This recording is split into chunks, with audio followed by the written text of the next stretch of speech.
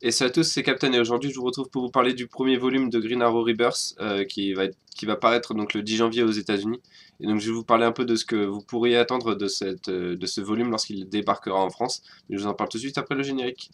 'Cause we could be immortals, immortals, just not alone, alone.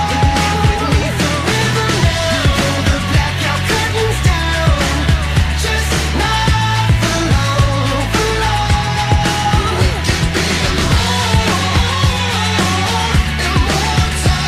immortals.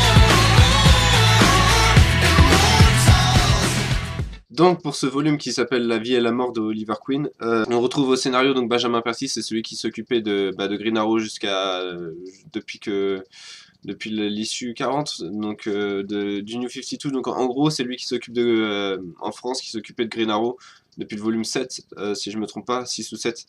Donc au dessin on retrouve Otto Schmidt et Juan Ferreira. Euh, Rapidement sur les dessins, c'est vraiment une des BD de Rebirth, une des plus belles BD que j'ai vues.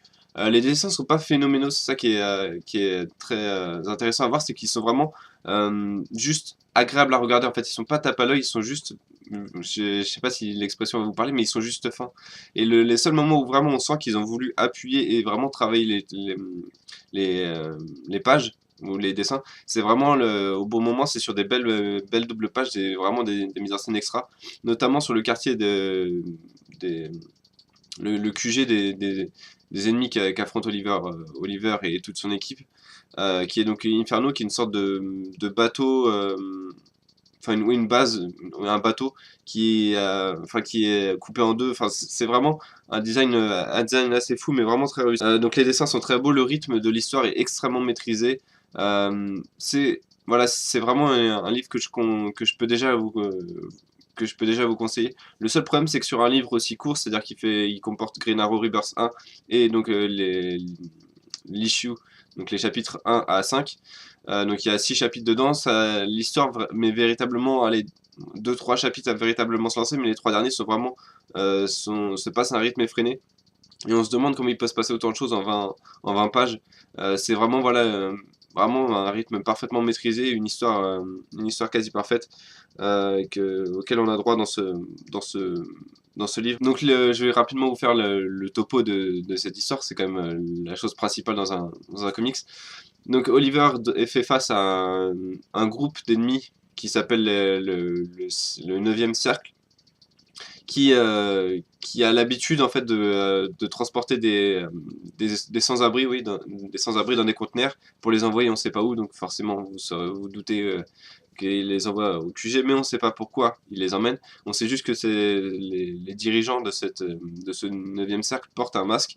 Et ce que je peux vous dire, c'est que c'est vraiment euh, des, des ennemis qu'en fait, qui sont ultra importants, on sait qu'ils sont là depuis le début.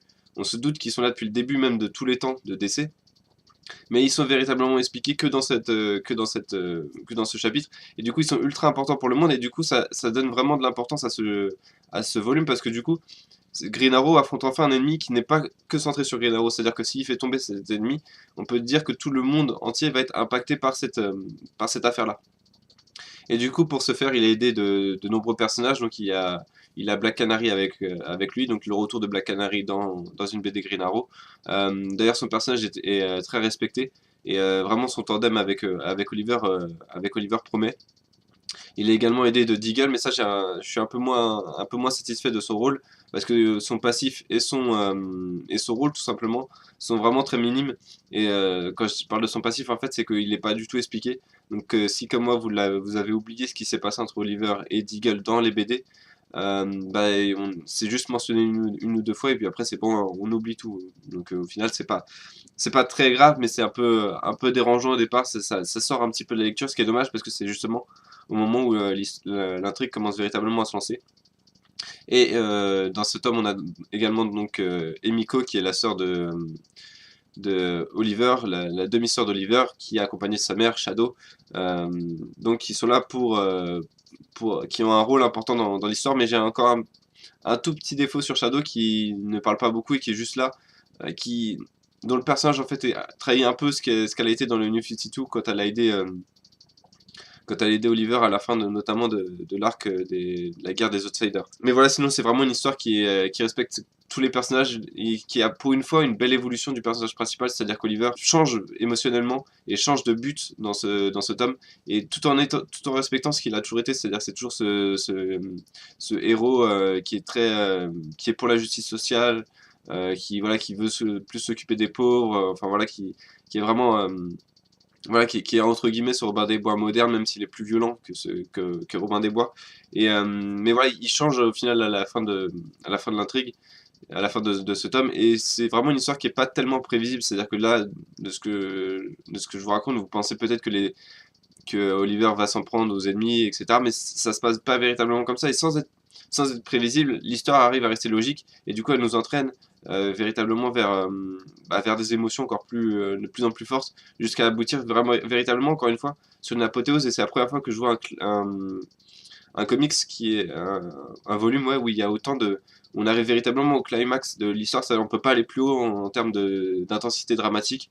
Et voilà, ça atteint ce paroxysme à la toute fin du volume, et c'est juste véritablement parfait. Et en plus, voilà, ça met en place d'autres arcs pour la suite, non seulement de Green Arrow, mais du DC Comics en fait. Je peux comparer en fait ce volume 1 au volume 1 de Batman que Scott Snyder avait fait au début du New 52, qui avait introduit la cour des hiboux. Là, c'est à peu près pareil, ça introduit le 9e cercle, mais vous verrez ce que ça implique en fait. Ça n'implique pas que Seattle et Green Arrow. Et ça, c'est plutôt bien vu parce que ça rafraîchit non seulement l'univers, encore une fois, de Green Arrow, mais également tout l'univers de DC Comics, avec encore une fois des dessins qui sont vraiment ultra beau, ultra plaisant à regarder, et vraiment la mise en scène du QG, donc Inferno, et puis du grand méchant de l'intrigue, parce que je peux révéler son nom, c'est Dante, donc Dante Inferno, sont juste fous, et vraiment c'est le livre que j'ai le plus apprécié à regarder, véritablement, dans la série Rebirth actuellement. Donc voilà, c'est un livre que je peux conseiller à tous, qui est accessible à tous. Franchement, si vous voulez démarrer la lecture de comics, vous pouvez véritablement commencer par ce Green Arrow volume 1. Si vous voulez pas forcément lire que du DC, c'est-à-dire que il n'y a que Green Arrow qui vous intéresse, bah vous pouvez également lire ce tome, parce qu'il est absolument pas, il y a absolument pas d'autres références à la Justice League, à Batman ou des choses comme ça. À un moment, il y a juste Green Arrow qui parle de la Justice League, mais il en parle que pendant une bulle, donc c'est vraiment pas important. Les autres personnages n'ont pas d'importance, c'est-à-dire les autres personnages d'essai n'ont pas d'importance, donc si vous voulez qu'une seule série à suivre, Green Arrow volume 1, vous pouvez clairement commencer par Green Arrow. Si vous voulez, voilà, ce que je veux dire, c'est que ce volume 1 peut être la seule série que vous pouvez commencer chez Rebirth. Là où, par exemple, Justice League vous donne forcément, et vous avez quasiment même besoin de lire à côté Batman, Green Lantern, ou des trucs comme ça pour comprendre toutes les références qui y sont. Là, non, pas du tout. C'est clairement un des meilleurs volumes de Rebirth, clairement. Sans aucun doute, je pense que je le placerai même au top de ma liste de souhaits. Si vous voulez vraiment commencer Rebirth, et que vous savez pas par où commencer, vraiment commencer par Green Arrow. Parce que voilà, c'est clairement ce que Rebirth est censé être, c'est-à-dire ça respecte le passé, donc on respecte les personnages, Black Canary, Emiko, et même Green Arrow, voilà, qui est plus respecté que jamais, je trouvais, dans ce volume, ce qui est assez intéressant, vu que c'est le personnage principal après tout. Et donc voilà, ça respecte ce personnage tout en essayant de créer des choses pour le futur avec le 9e cercle, donc l'innovation. Voilà, vraiment, Green Arrow, Rebirth Volume 1, c'est un... c'est vraiment à posséder si vous êtes fan de comics, et si vous voulez découvrir les comics, vous devez également le posséder, parce que c'est accessible à tout le monde, et ça peut vous lancer dans les comics. Ça peut être, ouais, voilà, ça peut être véritablement votre seule lecture d'essai. Vous n'avez pas besoin de posséder d'autres bouquins si le personnage de Green Arrow vous intéresse, et si seulement le personnage de Green Arrow vous intéresse, vous pouvez uniquement posséder ce volume, et ça vous conviendra parfaitement, et ça vous suffira parfaitement, et totalement. Voilà, c'est tout ce que je voulais dire pour cette